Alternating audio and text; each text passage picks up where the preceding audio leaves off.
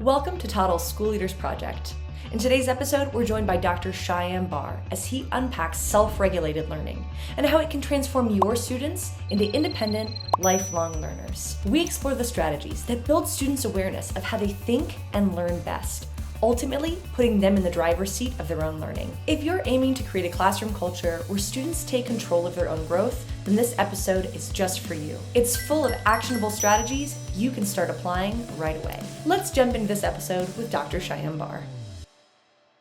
All right, Dr. Shyam Barr, I am so excited to have you on our show. Thanks for coming on today. Congratulations are in order because as of 1 month ago, your book has been out. It's out in the world, and it's all about self-regulation. So can you tell us a little bit about what inspired you to write this book and why is self-regulation so important? Yeah, of course. So the book's titled Educate to Self-Regulate, Empowering Learners for Lifelong Success. And the book's probably been floating in my mind for about a year and a half now. I've written journal articles, book chapters for academic books. And again, these modes of writing tend to be written more for academics than they are for school teachers and school leaders. And so I wanted to write something that would be really meaningful for school teachers and school leaders, but also it's often a question that I get post sort of work with me is where can I go for further information about this field? And what I found was that I was often having to direct people to multiple resources that weren't necessarily perfect. So I'd be like, hey, read pages 6 and 7 from this one, and maybe then watch this 2 minutes from about 6 minutes in. And so it was really quite choppy, and I thought this is not ideal even for if I've got a graduate teacher who's really interested in the field, this is not an ideal experience for them for a flow on to a further resource. So I set out to write a book that would respond to that. Would you define self-regulated learning as my capacity to learn for myself? It's your capacity. So actually, this is perhaps just to extend on that. It's your awareness of your learning processes and your ability or capability to alter that learning process so that it could be more effective towards your own goals. So more metacognitive, like the understanding the processes and refining those processes to become a stronger learner? Yes. Cindy, have you seen my TED Talk by any chance? I've watched quite a few. I don't know if I've seen the entire TED Talk though. Can you give us a quick summary? So this might be useful for your listeners because I had a public audience there, and I had to think about how do I explain self-regulated learning to a public audience who aren't just teachers. And I offered them a metaphor that I call the living room of the mind metaphor, which clarifies what self-regulated learning is. So Cindy, imagine for a moment that a light has gone on in the living room of your mind. Now in this living room, there's a TV, and the TV is mostly on. It's your thoughts, it's your thinking. Some might refer to it as a stream of consciousness, constantly changing, flicking up different shows as you progress through the day. For some of our learners, they feel so immersed with the television, they are the television, and that they experience their learning at that level. It's just that as it pops up, that's what's happening. But for some learners, we're able to separate ourselves back from the TV as if we're almost sitting on a metaphorical couch, watching the TV, observing our thoughts, observing our thinking, observing our learning as it's happening. That level, when we're sitting watching, some might say that's mindfulness. I would say it's metacognitive monitoring. And so it's when we're observing and monitoring our thinking. So that's the first level of sort of metacognition, but it's also a really critical component of self-regulation. So now imagine, Cindy, that you're sitting on this couch, you've stuck your hand down the side of the couch and you found the remote. And now you can change the channel, you can change the volume, you can switch the TV off when you like, you can alter it so that you can actually engage in learning, engage in thinking in the way that you want to. So the remote really represents self-regulation. It's what we would call metacognitive regulation. And in order to be able to self-regulate, you need both levels. You need to be able to step back from your thinking and watch, and you need to be able to change your thinking. You need to be able to change your learning experience. Now, the buttons on the remote play a really critical role because I don't know about you, Cindy, I've got a TV remote that has a lot of buttons and I don't know how they all function. No. And, for our learners, we would all have a remote. Some of us will have fewer buttons than others, but in order to engage with the remote, we need to know what the button is, how to use it, and when and why to use it.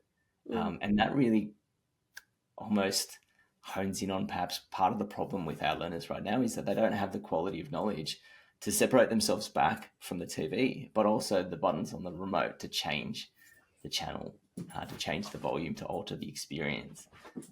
Does that help at all, Cindy? It does. So it's really hard to imagine, though. So it's like, is this a metaphor you use with students, with teachers? So yeah, I've started to use it with students and teachers. Actually, teachers that experience some of my workshops now have started to give their students a blank remote and get students to think about the types of buttons that they use, so the types of strategies that they have for how they regulate their own learning. And that can be everything from a goal-setting question, what's my goal, to an emotional check-in. Okay, I need to take, so it might be a self-instruction. I need to take 3 breaths before I process this feedback. Whatever it might be, they've got students starting to articulate exactly what their buttons that they constantly refer to are. Beautiful. Okay, so it's that stepping back to understand how I learn and the processes through which I learn and what helps me most to get to that next level. Yes. Yeah. Cool. Okay, that makes sense. So you break it down into 3 major skills, which you call planning, monitoring, and evaluation.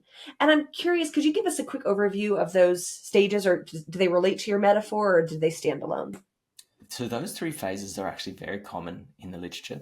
That's kind of there's multiple models in the research for self-regulated learning. This particular 3-phase model comes from a late researcher, Paul Pintrich, and Barry Zimmerman, who's actually an American researcher.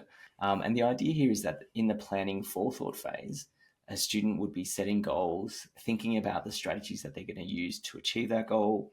They might be aware of their self-efficacy for the task. So do I believe that I can execute these strategies to achieve this and be successful? They would engage in some sort of task analysis. So it's really the planning, it's the setup, it's the thinking about where might I get stuck? Yeah. What are the barriers that might come up? And I'd almost say that phase is the biggest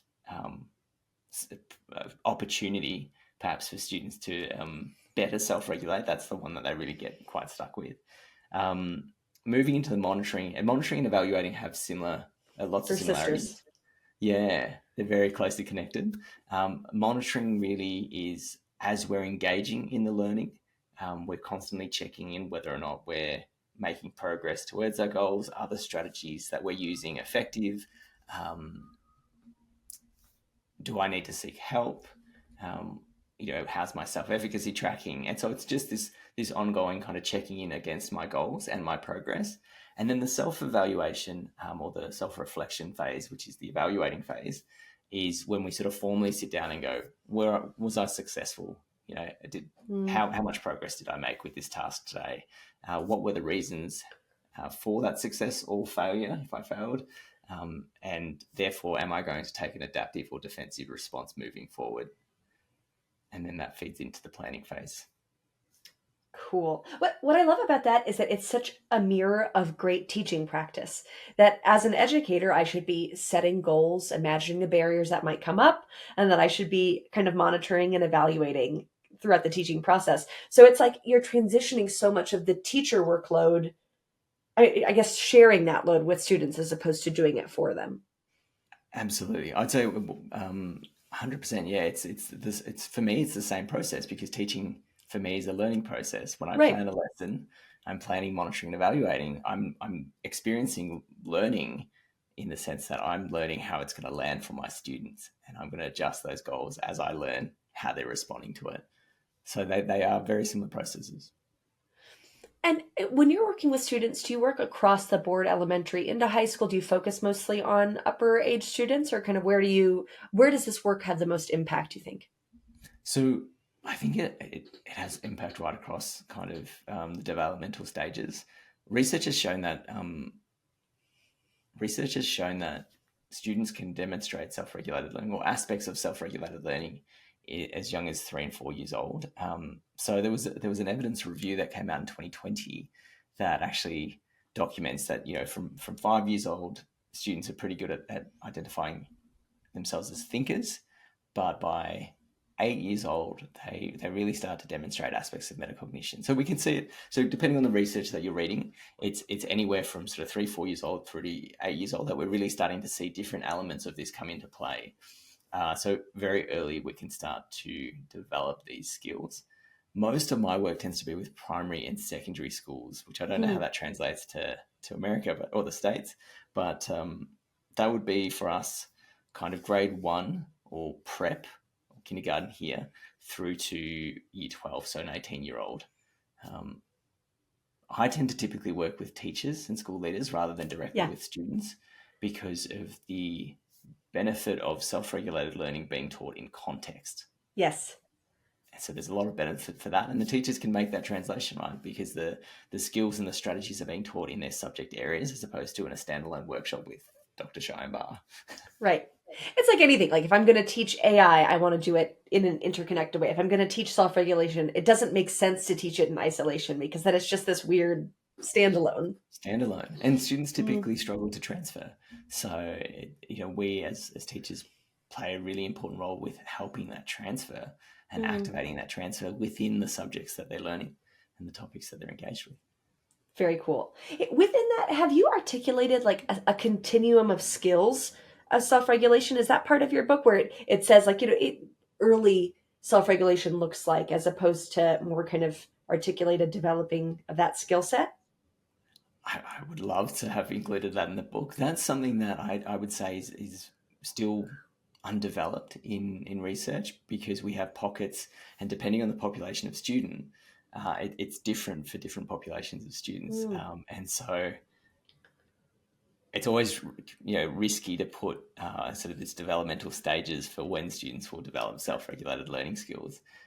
And so right now, I think what we've got pockets of research that says this is typically when we can start to see some of the development of these skills based depending on the population, and that could be quite early on in sort of lower primary, in some aspects early learning. And then, by secondary, we should be able to see quite a high level of self-regulated learning skills. But then if we think about brain development, we think about the prefrontal cortex that is so important for planning and forethought and sort of just that executive kind of overview. Well, for a lot of us, particularly males, brain development, the prefrontal cortex isn't fully developed until sort of early 30s. And so I would say, we're still developing that skill as we grow well into adulthood. I definitely view self-regulated learning as a practice. Right. So even with the deep knowledge that I have been developing over a number of years now for self-regulated learning, sometimes I still don't self-regulate as a learner very well. And so for me, it's a practice. It's a daily practice. It's a bit like meditation. Like you just commit to it, and every day, sometimes it works in your favor and sometimes it doesn't. But the commitment is there, and every day I'm testing new strategies. I'm thinking about my goals. I'm monitoring and evaluating my learning. I love that you brought up meditation because it calls to mind the concept of emotional regulation. And I think that might be a term that people are a little more familiar with. Is this idea that, chaos is going to come into our lives, and how do we emotionally regulate and feel embodied and come back to ourselves? What are the connections between emotional regulation and self-regulation in terms of learning? Yeah, so self-regulation, I think typically probably was positioned with emotional regulation. So a lot of people, when they think of self-regulation, they think of emotional regulation, which is part of the reason why I've been quite specific in using self-regulated learning to help separate or distinguish that for any teacher who might have that preconception. Self-regulated learning includes emotional regulation, but it includes other areas as well. So in my book, I actually have 5 categories of knowledge. The 3 most common in the research is motivation, cognition, and metacognition. And so to be able to self-regulate your learning, you'd need to have those 3. So I'll say that again for listeners. So motivation, cognition, and metacognition. In my model, I have emotion in there as well because we can't separate emotion from self-regulated learning. I think in the past, only a few models had emotion documented. Actually, emotion used to be more commonly kept in social and emotional learning frameworks, whereas now emotion's really clearly positioned in self-regulated learning frameworks more often. And then the last one I have is resource management, which would be really common in schools, would be like time management, help-seeking behaviors, etc. So those 5 categories: motivation, cognition, metacognition, emotion, and resource management, are the body of knowledge that underpins self-regulated learning. So it's not just emotion; it's quite a broad body of knowledge. Cool. Well, and what a helpful framework to think about, because I can imagine planning my unit and then thinking back through each of those 5 areas of how are we going to build motivation? How are we going to build cognition and metacognition, emotion and resource management? Do you find it's helpful to focus on all 5 all the time? Or is it like in this unit for the 6 weeks, we're going to focus on this specific skill? Like, is it more broad, or do you find it's helpful to kind of zoom in? I think it's helpful. I think it'd be overwhelming for teachers to go, right, I need to think and teach all 5 of these at once. So I always encourage teachers to think about what's the common challenge that your students are presenting with. And, if it's a motivational challenge, then it makes sense to enter in at the motivation. Right. If it's emotion, then it makes sense to start with emotion. If it's, cognitive, maybe or you want your students to be able to encode and retrieve information better or retain information better, then maybe cognition's where you start. And so thinking about the learners in front of you and then making decisions about your entry point there. Of course, as you progress with your own understanding of self-regulated learning, then you might sort of fall into this more kind of fluid, responsive kind of framework, which might be sort of a one-to-one experience. So as you have a conversation with a student, you might recognize their experience, a motivational challenge, so you're going to tap into motivation. But the next conversation you have, that's clearly cognitive, you're going to go in from a cognitive lens there, and so you become quite responsive. That makes sense. So when you're first starting out, maybe choose one that's a common barrier and really familiarize yourself. And then as you get more confident and comfortable, be more responsive in how you use them. Very cool. And I would almost say in the book, I talk about sort of a multi-pronged approach that, I encourage teachers to think about, okay, for the whole class, I know the ninth and primary school here for 6 weeks, they sort of focused on self-talk and different elements of self-talk, which is a metacognitive skill. And so, for every week they were really bringing in self-talk as a part of the conversation in their inquiry units, into the topic conversations, etc. And then they were still in the one-to-one conversations, drawing on, say, motivation or cognitive skills, depending on the individual student's challenges. But for the whole class, there was kind of a consistent focus. I love that. Yeah, so kind of a leveling up of everybody while still having those personalized learning pathways based on need. Yeah, absolutely. That makes sense. I came across one of your recent publications, and you talk about the 3 biggest obstacles that learners face in terms of self-regulating. I guess a couple specific questions on that. What do you think that all learners need to know about cognitive processing, and how does that help them to better regulate? Okay. So as learners develop their understanding of how they think, if we say cognitive processes, an easy way of that is how we think, that actually, with that knowledge, becomes awareness. So the greater knowledge that we have of our own thinking processes, the better we can be aware of it, which means we can plan, monitor, and evaluate our thinking better. Robin Sharma, who's a Canadian leadership coach, he actually has a phrase: awareness precedes choice, choice precedes results. And I think that almost captures self-regulated learning. In order for us to self-regulate, we need to have awareness of our thinking or our emotions. Like, I have to understand that I'm feeling angry right now. I can't just be angry. I have to feel and go, right, I think I'm angry right now. And then I have to make a choice of a strategy. I have to say, okay, I'm going to take 3 breaths right now. I'm going to go and practice some meditation, or I'm going to go out for a walk. So I've got to make a choice about what I'm going to do about that. And with that choice, I might get, results, awareness, choice, results. I might get a calmer state, clearer thinking, greater clarity, and hopefully a better foundation for me to move forward.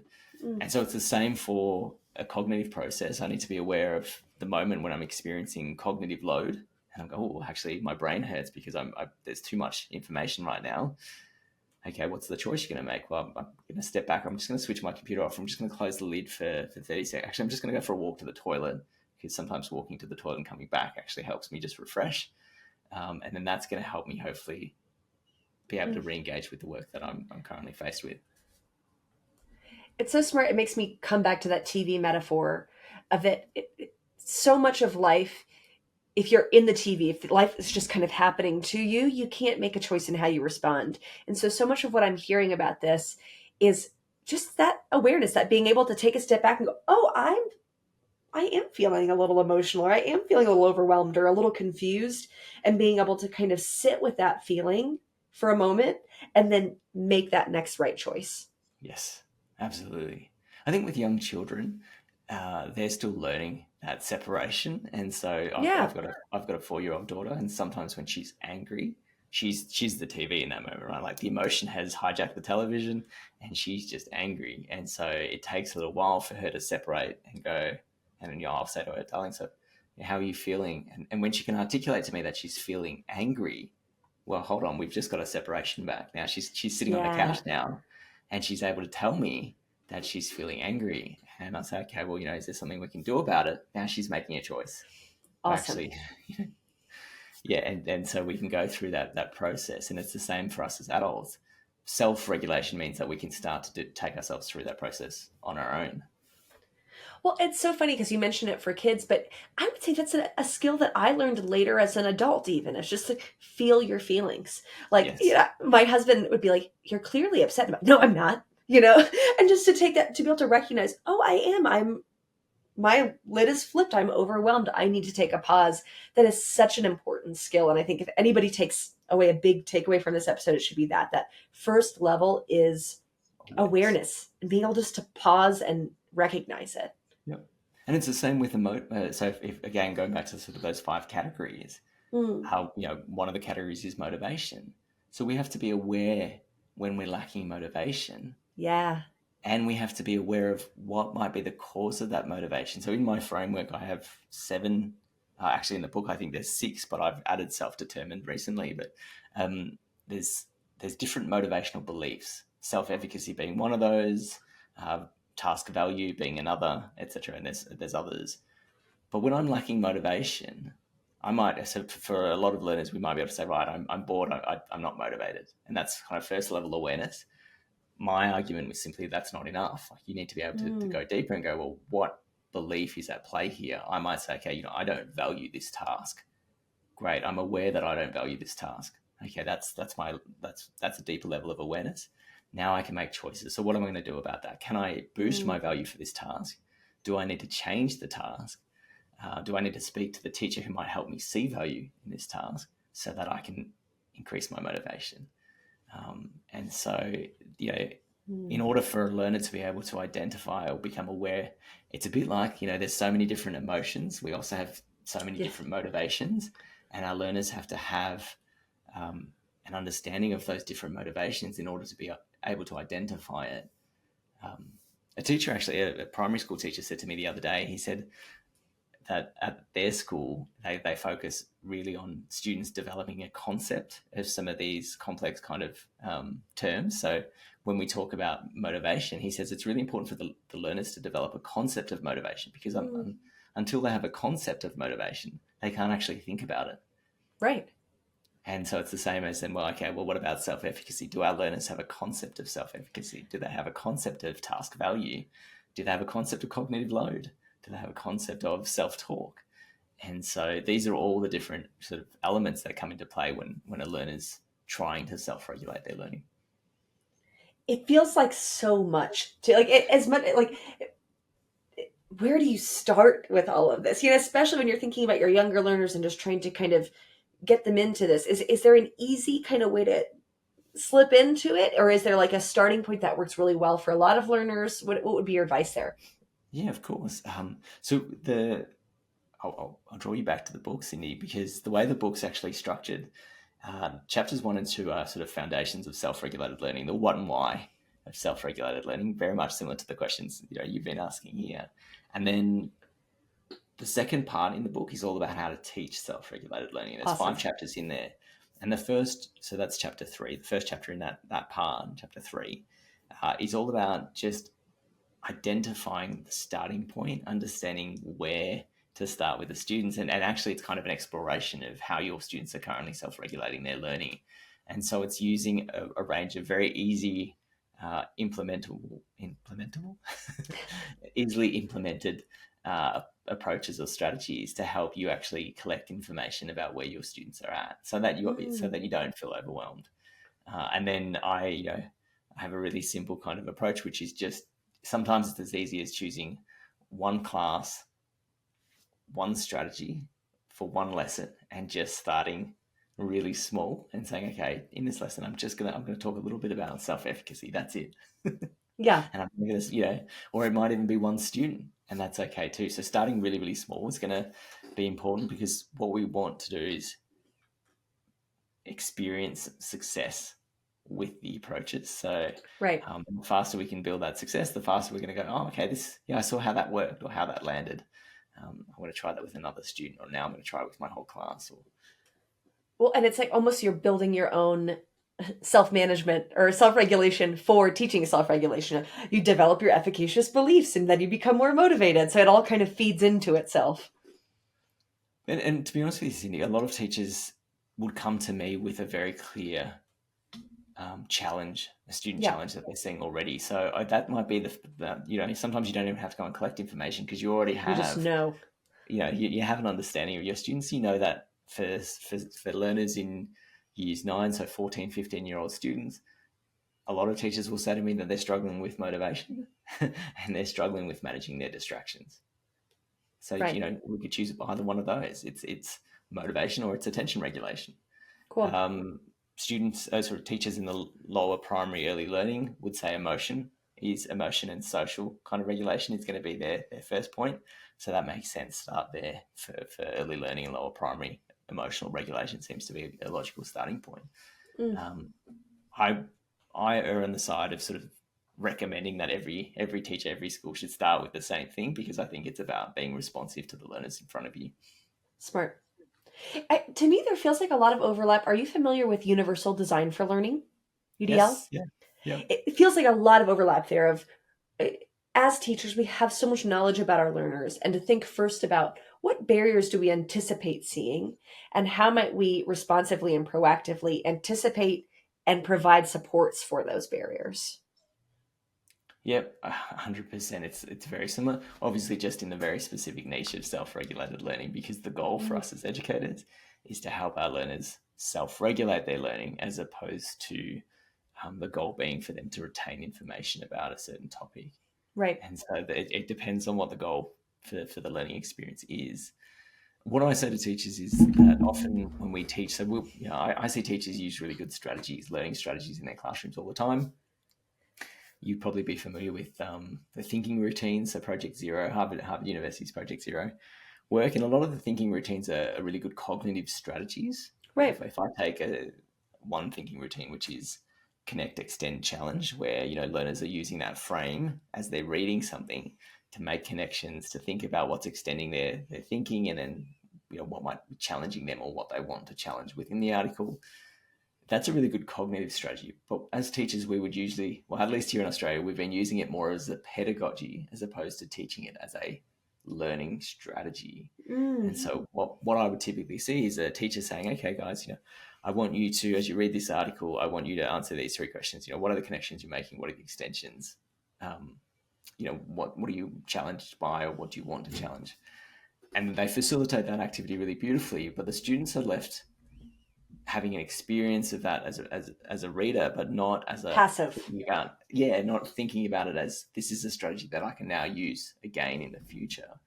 And so the nuanced difference, and this is one of the most evidence-based approaches that comes out of self-regulated learning, is the idea of explicit strategy instruction.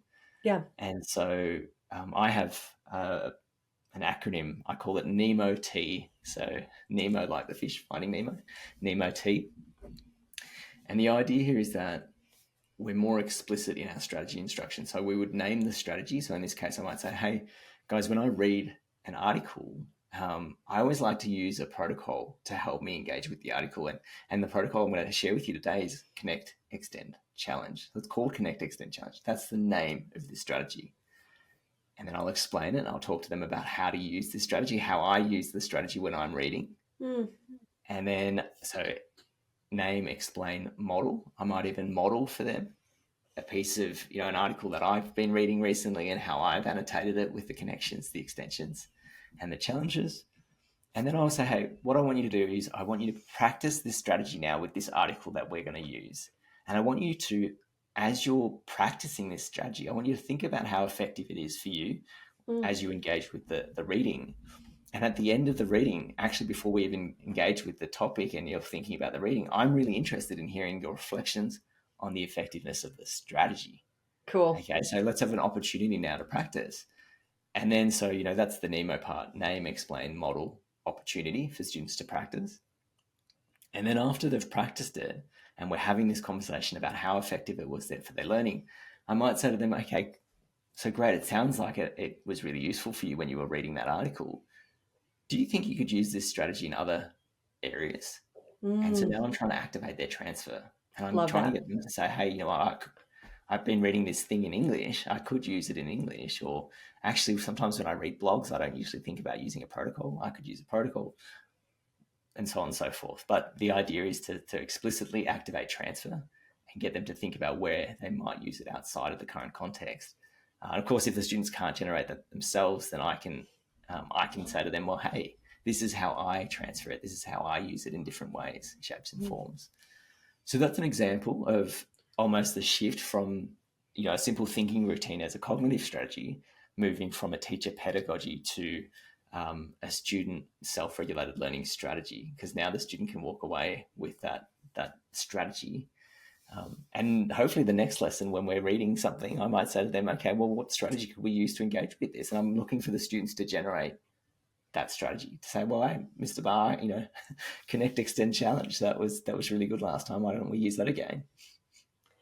What's so gorgeous about that is that it's such a small shift in practice that can have such a profound impact in empowering our learners to see that learning is something that you're doing for yourself. And yes, I'm asking you to do this task as part of class, but the strategy goes so much further beyond that. This is something you can keep and use for yourself in different contexts. And let's talk about what this context might be. And if we hate the strategy, what are other alternatives we might use? That, like, it just feels so powerful to put our students in the position of decision makers like that. And I think that's tricky for teachers sometimes to release that control or empower their students with that, because sometimes we pride ourselves on being in control of the lesson. And so it's a nuanced shift in where the energy might lie in a classroom. For some teachers, that might be a challenge. The power dynamics, and in every classroom, I think that's that struggle and shift is, how do we move to being facilitator? Because at the end of the day, when your students graduate, they're not going to have you by their side saying, oh, might you connect, extend challenge here, right? They need to be able to do that for themselves. So how do we kind of take off those training wheels one step at a time? Yes, yeah. And that's cool. My research has typically been classroom observation research, and it's my research has been very similar. The results have been very similar to other studies that have been done elsewhere internationally. And what we're seeing in classrooms is that while teachers are teaching self-regulated learning in slightly different ways, it's not optimal. And so if I take strategy instruction as one example, teachers will implicitly teach strategies, like I mentioned there, the teacher using connected challenges. That's the thinking routine, that's a cognitive strategy. But they use it in a way that it's almost tucked within the lesson, and the learners can't differentiate that as a learning strategy compared to the way that I explained it, which was an explicit strategy instruction using the NEMO-T framework to help really enhance and optimize that practice for learners. If we make that what I see as a reasonably easy and simple shift just in our language in our classroom, that can have profound effects for our learners in terms of their self-regulated learning. And the effect sizes from multiple intervention studies are sort of moderate to large for self-regulated learning interventions. They're what, I don't know if you're familiar with Hattie's research. Yeah. But, they would be in the zone of desired effects. They would be very high. And so, yeah, it's always nice, I think, for teachers to see that actually these interventions have been reported as having extremely high effect sizes.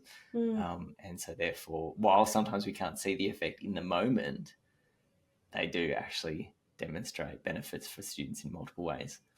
Cool. Oh, and it comes back to that sense of collective efficacy. If we believe that these strategies and doing it in this way will make a difference as a team, then we're stronger together in acting in that. Yes. Cool. I wonder if this question might have some overlap in your last kind of answer, but I'm thinking about leaders starting to think about this concept of self-regulated learning. And I'm wondering about the culture shift that needs to happen for this to truly be successful. So school leaders, they're starting the school year. What advice do you have for them about, I don't know, culture shifts, mindset shifts, practices that they can put in place to really bring this to life in their school? Cindy, I love it. I feel like you've read my book, even though you probably... I don't know if it's available in America just yet, because I know a friend had ordered it, but I might be still on pre-order. I seen it, yeah, it might not have actually been delivered yet. But part 3 of the book is all about how to lead a school improvement initiative for self-regulated learning. So it's written specifically for leaders who are Awesome. exactly where, at that point and thinking, right, I think self-regulated learning should be a focus for us. Or, I'm seeing students are not self-regulating as well as they could be. What can we do about this? Where do we start? I actually encourage leaders to think about a few different things. One is to look at their school policy, school documents, if you will, and think about where self-regulated learning is positioned within, whether it's their strategic intent or their, I don't know what it's called in the States, but their annual implementation plans or their goal-setting documents. Really, is it in their vision, their mission, their values? Like, where does self-regulated learning sit in there? And it doesn't have to be explicitly mentioned self-regulated learning, but you might have a school value that is self-discipline, and self-discipline relates to self-regulated learning. Or you might have lifelong learning. Lifelong learning or mindfulness. So really making sure that self-regulated learning is aligned with, really strongly aligned with, sort of the school's goals and documents. So it's almost embedded there in the value system already. Because if it's not, then the teachers are going to almost see it as another thing. It's not. It needs to be aligned. So that's going to be really, really important. The other thing that I think is really worthwhile thinking about is considering our teachers as learners and thinking about where they're at currently in their knowledge of self-regulated learning. And so one way to sort of get buy-in from teachers really early on is to be able to present teachers, or at least have teachers report back what they're seeing in the classroom in terms of self-regulated learning. So they're actually coming into the vision with, this is a need, and so even if it's the Year 9 teacher who's saying, my students aren't managing their distractions very well, or it's the Year 2 teacher saying that their students aren't regulating their emotions as well as they could. So the teachers are coming with that already identified opportunity, and therefore they're coming into it with a high value for it. Yeah. I think that's useful. Some schools will have broad scale surveys that they'll use. And in the book, I suggest a number of different surveys, questionnaires, focus groups, learning analytics. There's so many different ways we can collect data at a school level for students, but almost presenting that data back to teachers and saying, this is what our data is showing our students. In online learning environments, they don't regulate their learning very well in goal setting, in persistence and whatnot.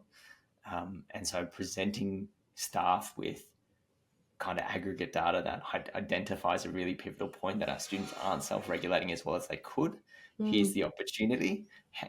That's why we're going to focus in on that. So almost spending that first year establishing the need, the intention building, the goal, intention, value, really getting the staff buy-in. I think that's a really good point to start, because that's going to be really critical for the longevity of the initiative and hopefully the practice. The other thing to be aware of as leaders is that, and this is part of my research as well, because I've been really interested in how teachers think about self-regulated learning. And we teachers hold beliefs about learning that influences whether or not we teach self-regulated learning. And so, for example, if you've got a Year 9 teacher who might openly say, my students aren't self-regulating, they're not managing their distractions, but deep down the teacher believes, well, as a 15-year-old, you should know how to self-regulate your learning already. I don't need to teach you how to do that, because you should already know how to do that. That's not my problem. I'm teaching geography or I'm teaching science. Well, there's the belief barrier. The teacher's not going to teach a 15-year-old how to self-regulate if they believe they should already know how to self-regulate, or they believe that self-regulated learning develops naturally over time. In the same way that a primary school teacher might say to me, well, my 8-year-olds, they're too young. They're not ready for self-regulated learning yet. And so suddenly I've got the opposite, where the teacher's saying, well, no, they're only 8. They can't self-regulate yet. Why would I teach a child how to self-regulate if I don't believe they're capable of self-regulating their learning? And so there's all these beliefs that are at play for teachers that are actually acting as barriers to practice. I dig into some of those beliefs in the book as well, so that leaders are aware of it. But I actually position the beliefs early on in the book as almost a reflective protocol for the teacher reading the book to go, if you're experiencing any one of these beliefs, be aware that these could act as barriers to your practice. Beautiful. So I'm going to pare it back because a lot of amazing information there that I think is not only applicable for self-regulated learning, but for any kind of initiative that a school leader is thinking about is, one, think about storytelling and how this initiative fits into the story of what you're trying to tell and the graduates you're trying to develop. Yes. From there, partner with your teachers as data collectors and think of it almost like problem-based learning together as a staff of what problems do we see and what data do we have that shows that. And then from there, identify any limiting beliefs, because without that shared ownership, without that collective efficacy, it's going to really stagnate and not go anywhere. Would you say that would be kind of the foundation there for school leaders? I think that's a really good starting point. The only perhaps addition that I would add, and perhaps it already comes into the sort of data collection component, is how are we assessing self-regulated learning as a school? And if it's through surveys, fine. But often schools need to think more broadly about their assessment and reporting structures, because it's almost a case of what gets measured gets improved or gets valued.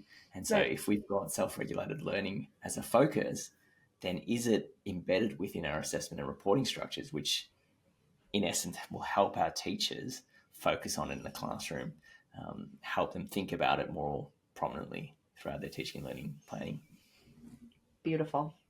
So important. Yeah. The importance of data in our schools and of having, I think I'm hoping to see more of that in schools, this idea of data ownership, and that it doesn't have to be a specific thing that we're collecting data on. Math scores, literacy scores is what we typically think. But what do we truly value? And how do we find data points that show what we value so that we can, as a community, have shared language around discussing it and discussing what success looks like? Yes. Yeah. And in schools, there might already be some data points, as we would say in Australia, for self-regulated learning. And so it's just about identifying really clearly which of these points are going to feed into our holistic picture of student self-regulated learning at this point in time. Beautiful. Well, I'm coming away very inspired. I think that this whole conversation has felt so actionable and so just relevant in the world of AI and the world of adaptability and lifelong learning. It offers such a practical toolkit of what that might look like. So just thank you so much for the research you've done and for the parsing that you're doing to make it accessible for our community. Thanks, Cindy. I appreciate it. One thing I'll add is just in that last part of the book, the part for leaders, there's a number of case studies and examples from schools. So examples of schools that have been on the journey. I mentioned to you earlier, Cindy, that some of my schools I've been working with now for 6 years. And so we've documented their journeys for schools that might be at sort of the first year in their sort of focus, to sort of get an idea for how you could start if you wanted to. And I've got multiple schools in there that have all started at a slightly different nuance point because of where they're at as a school. And so that might be useful. Definitely encourage anyone who's interested in perhaps deepening their understanding of self-regulated learning and grabbing a copy of the book. That would be fantastic. Share the title with us one more time. So it's titled Educate to Self-Regulate, Empowering Learners for Lifelong Success. Incredible. Well, thank you so much, Dr. Shyam Barr, for coming on the show. Really a delight to talk with you. Thanks, Cindy. I appreciate it.